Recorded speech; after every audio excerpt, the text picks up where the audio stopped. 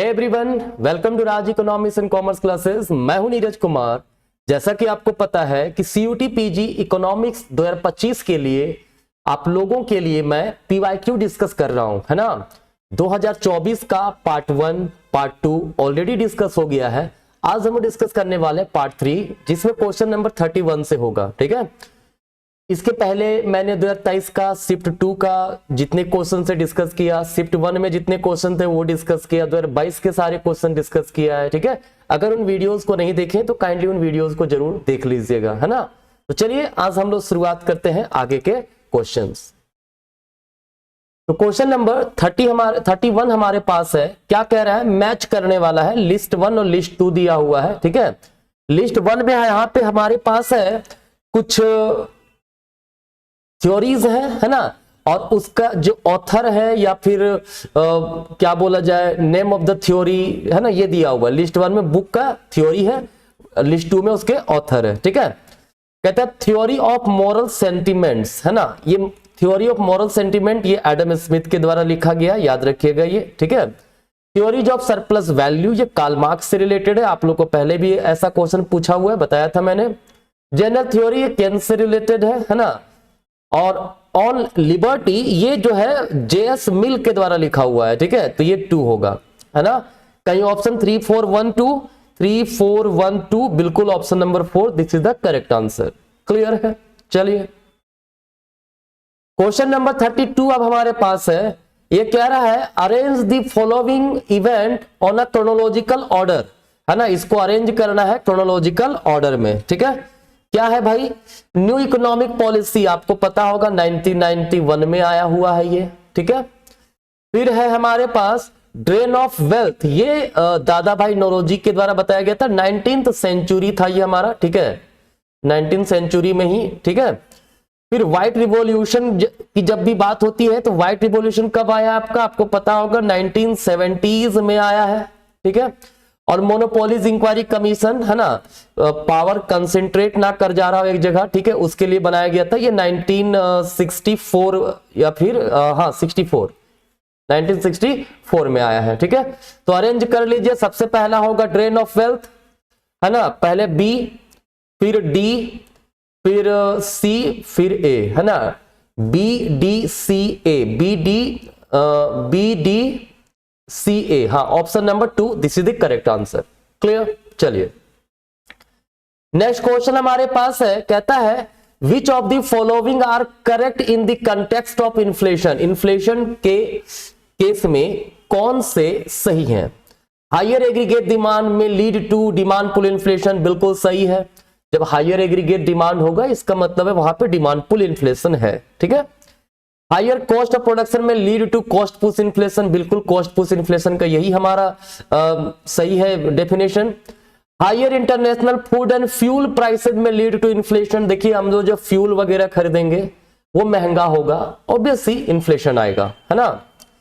फिर higher indirect taxes and lower subsidy may lead to inflation, बिल्कुल सही है। जितना ज्यादा टैक्सेशन प्रोडक्ट का प्राइसेस उतना ही हायर, है ना। सारे सही है, कहीं है, हाँ, ए बी सी डी चारों ऑप्शन 3।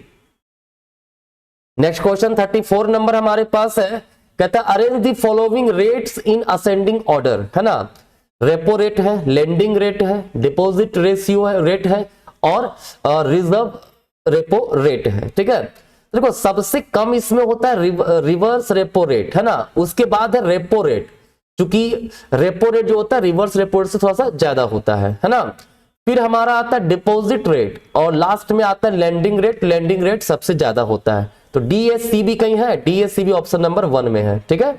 चलिए नेक्स्ट नंबर क्वेश्चन हमारे पास 35 है। क्या रहा है which statutory body determines the criteria for tax devolution from the divisible pool to the state in India, मतलब जो भी टैक्स कलेक्शन हुआ उस टैक्स को कैसे डिवाइड करना है, शेयर कैसे स्टेट को देना, ये डिसीजन कौन लेता है? ये डिसीजन लेता है finance commission of India. Option number 3 this is the correct answer, ठीक है। नेक्स्ट है 36 नंबर क्वेश्चन है। क्या रहा है what would be the slope of LM curve in the interest rate income plane, है ना। एलएम कर्व जो हमारा है, इधर हमारा इनकम है, इनकम और इंटरेस्ट रेट का प्लेन है, इधर इंटरेस्ट रेट है, ठीक है, OXY है ना। कहता है if rate of interest is एक्सोजेनसली determined by the central bank, कहता है एक्सोजेनसली डिटरमाइन किया जाता है रेट ऑफ इंटरेस्ट किसके द्वारा, सेंट्रल बैंक के द्वारा। इसका मतलब है इनकम से कोई लेना देना नहीं है, ठीक है, इनकम से वो इन्फ्लुएंस नहीं होगा, है ना। तो ऐसे केस में हॉरिजॉन्टल बन जाएगा हमारा LM कर्व, है ना। बेसिकली पॉजिटिव स्लोप होता है, higher income higher interest rate, ठीक है। LM curve demand for money supply of money के इक्विलिब्रियम से बनता है। लेकिन जब सेंट्रल बैंक जो है वो एक्सोजेनसली डिटरमाइन करता है, मतलब इनकम वो अपने से डिटरमाइन करेगा, इनकम से इन्फ्लुएंस नहीं होगा, तो LM कर्व हॉरिजॉन्टल बन जाएगा, है ना। Option number 3 horizontal. Clear. Next 37 number question है, कहता है what would be the slope of labour supply curve if there is large scale involuntary unemployment in the economy, ठीक है। If rate of wage rate is measured along the vertical axis, vertical axis में क्या है हमारे पास, इधर है wage rate, है ना, और वाई एक्सिस में क्या है, लेबर सप्लाई, लेबर सप्लाई, ठीक है। देखिए क्वेश्चन कह रहा है कि there is large scale involuntary unemployment, बहुत ज्यादा अनएम्प्लॉयमेंट है, ठीक है।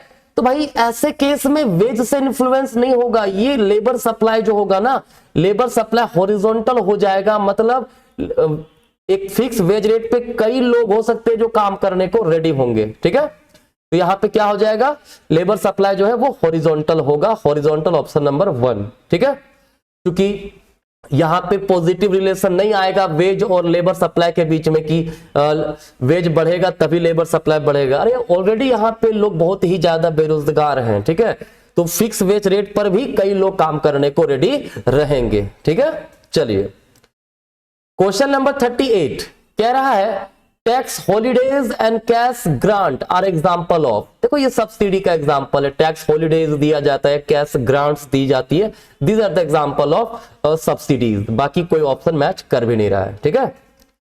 नेक्स्ट क्वेश्चन नंबर 39 है, कह रहा है what would happen to the rate of interest in new equilibrium if money supply rises in Mundell Fleming model under flexible exchange rate regime, है ना, and absolutely free capital mobility, ठीक है। Interest rate क्या होगा, कहता है if international interest rate remain the same, है ना। कह रहा है ये हमारा मान लीजिए बीओपी लाइन है, ठीक है, ये 0 दिखा रहा है, मतलब जितना आ रहा है उतना ही जा रहा है, इधर सरप्लस बीओपी इधर निगेटिव बीओपी, ठीक है। ये हमारा IS का लाइन है, ये हमारा इधर क्या है LM कर्व है, ठीक है। मुंडल फ्लेमिंग मॉडल हम लोग समझ रहे हैं। कह रहा है if money supply rises, money supply rise किया, यहीं पे इंटरेस्ट रेट होता है, ठीक है ना, ये इंटरेस्ट रेट ही होता है जहां LM IS curve LM curve एक दूसरे को काटता है, ठीक है।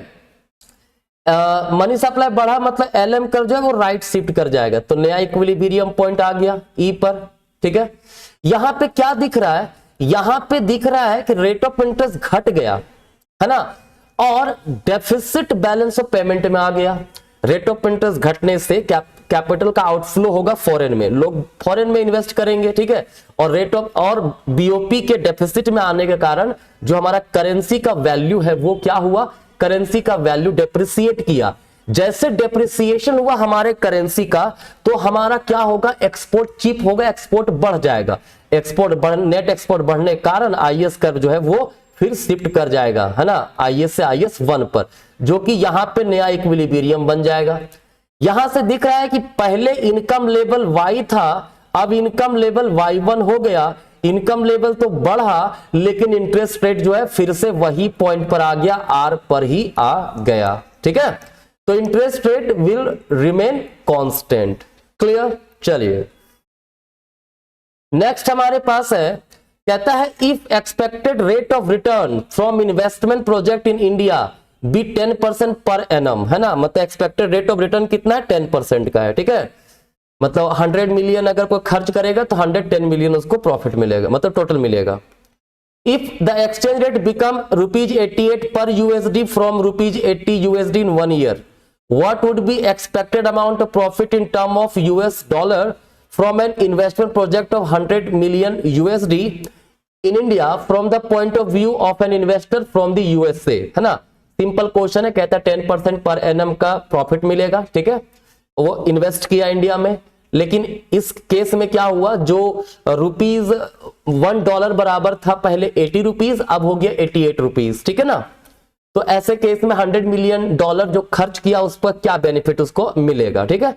तो सबसे पहले 100 मिलियन जो हमारा यूएसडी है इसको रुपया में कन्वर्ट करते हैं, यूएसडी है उसको इंटू कर देंगे, शुरुआत में 80 रुपीज था तो रुपीज 80 इंडियन रुपीज में, है ना, तो क्या आ जाएगा 8000 INR। उसने क्या किया है 8000 मिलियन, है ना, मिलियन INR जो है वो इन्वेस्ट किया है, ठीक है, कोई दिक्कत नहीं।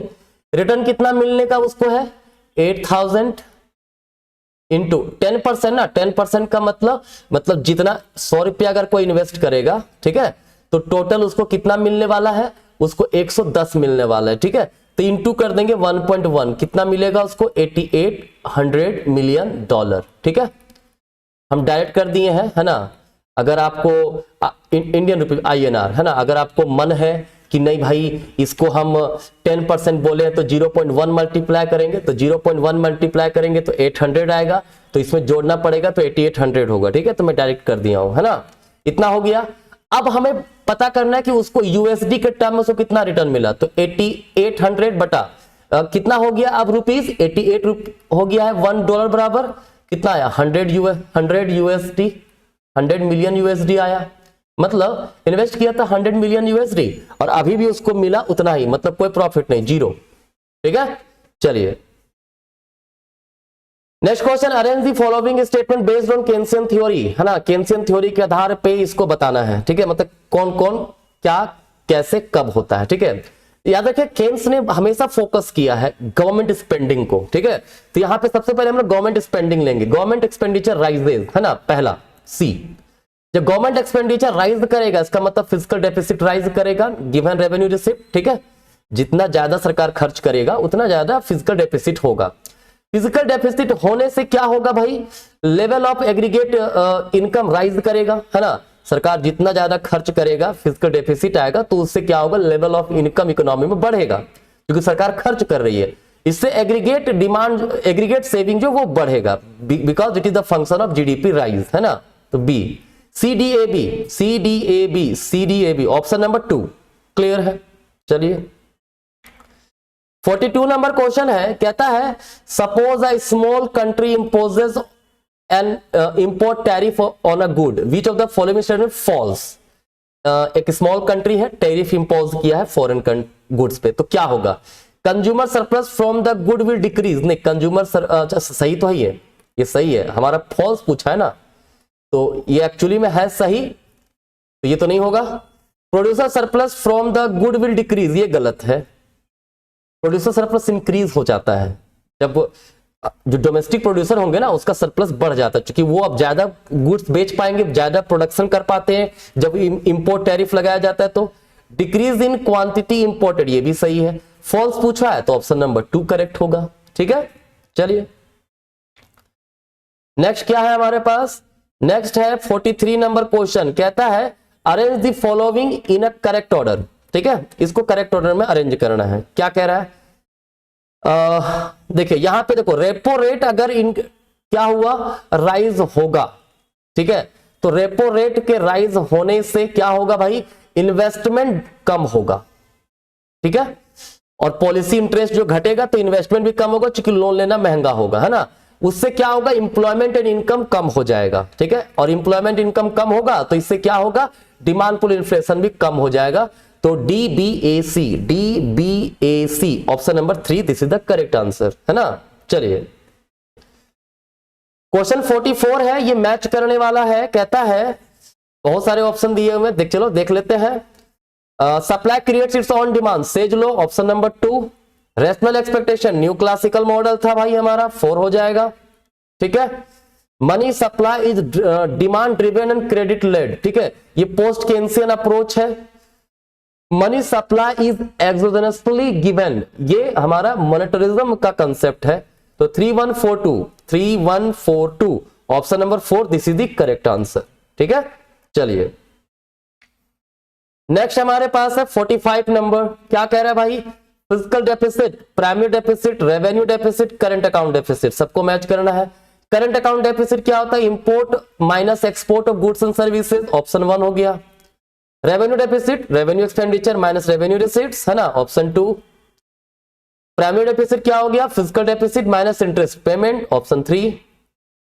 फिजिकल डेफिसिट जो बचा चौथा नंबर है, capital expenditure plus revenue deficit. हाँ बिल्कुल सही है, आप फिजिकल डेफिसिट का पूरा फॉर्मूला लिख लीजिएगा, उसको अरेंज कीजिएगा तो पता चलेगा कि capital expenditure plus revenue deficit होता है ये। ठीक है, तो 4321 ऑप्शन नंबर 1, कोई दिक्कत नहीं।